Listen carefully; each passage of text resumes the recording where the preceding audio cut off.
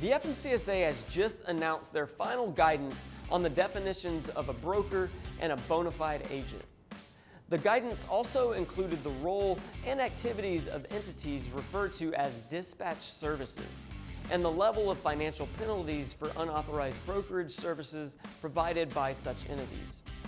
It will look at 6 main areas, which include the definition of broker, the definition of a bona fide agent, the role of dispatch services in the transportation industry, how to determine whether a dispatch service is acting as a broker or as a bona fide agent, services dispatchers may provide without broker authority, and services that require dispatchers to obtain broker authority.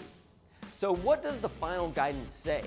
Whoa, slow down there. We'll get to that. First, let's look at what the guidance doesn't say.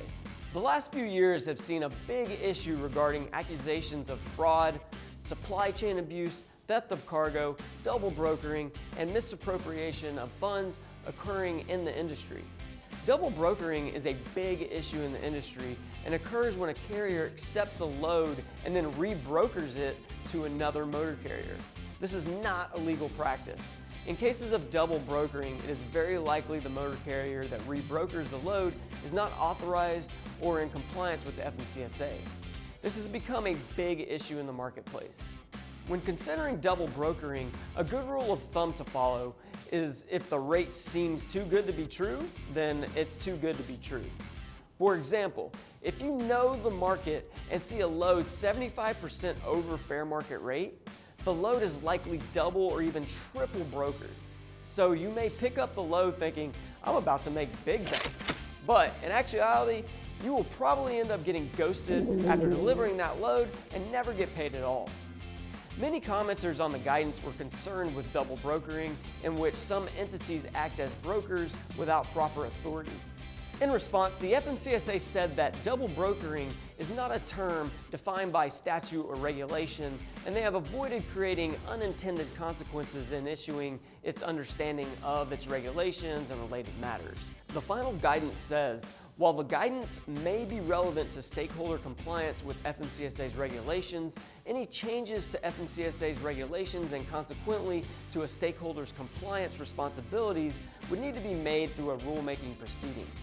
That long-winded answer to many commenters' concerns basically means that they will not be addressing that issue right now, so I'm sure it will be years before we see anything change on that topic. Now, what is the difference between a broker and a bona fide agent?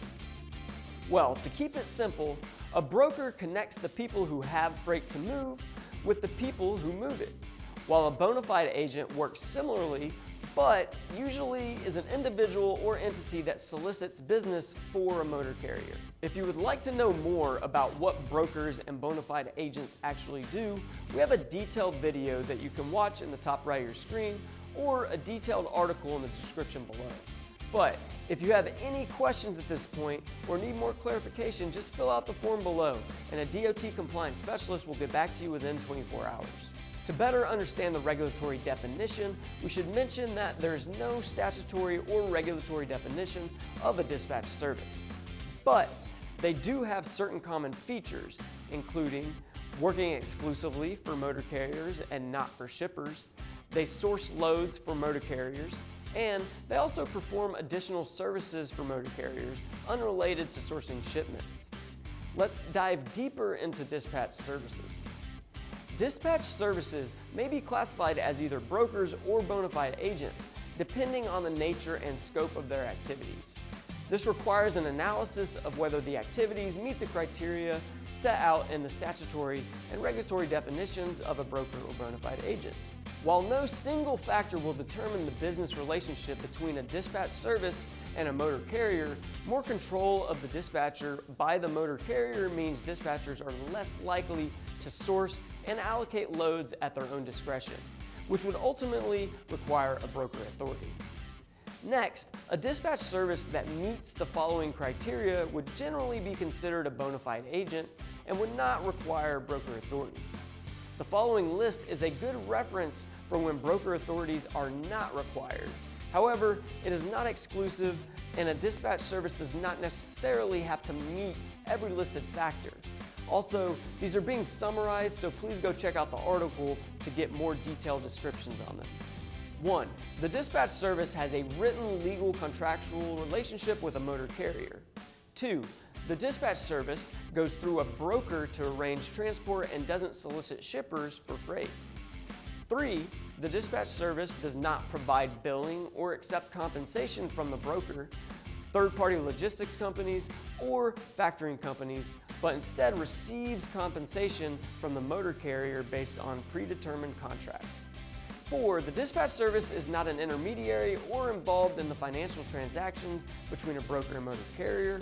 5. The dispatch service is an IRS 1099 recipient from the motor carrier or a W-2 employee of the motor carrier. 6. The dispatch service discloses that they are a dispatch service operating under an agreement with a specific motor carrier. 7. The dispatch service does not arrange for the load to be moved by another motor carrier. And 8. A dispatch service does not provide their services for a motor carrier unless that motor carrier specifically appointed the dispatch service as their agent in accordance with the requirements. Okay, on this next list is not exclusive as well, and a dispatch service does not necessarily have to meet every listed factor, but it is also a good reference for when broker authorities are required. 1. The dispatch service negotiates any shipment of freight directly with the shipper. 2.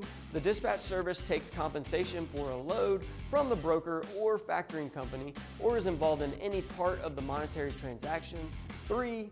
The dispatch service arranges for a shipment of freight for a motor carrier and there's no written contract with that motor carrier. 4. The dispatch service accepts a shipment without a truck or carrier and then attempts to find a truck or carrier to move the shipment. 5. The dispatch service engages in allocation of traffic by accepting a shipment that could be transported by more than one carrier it has agreements with. 6. The dispatch service is a named party on the shipping contract. And 7. The dispatch service is soliciting to the open market of carriers for the purpose of transporting a freight shipment. So, obviously, there's a lot to unpack when discussing this topic, but we covered the basics. For a more in-depth look, please check out the full article.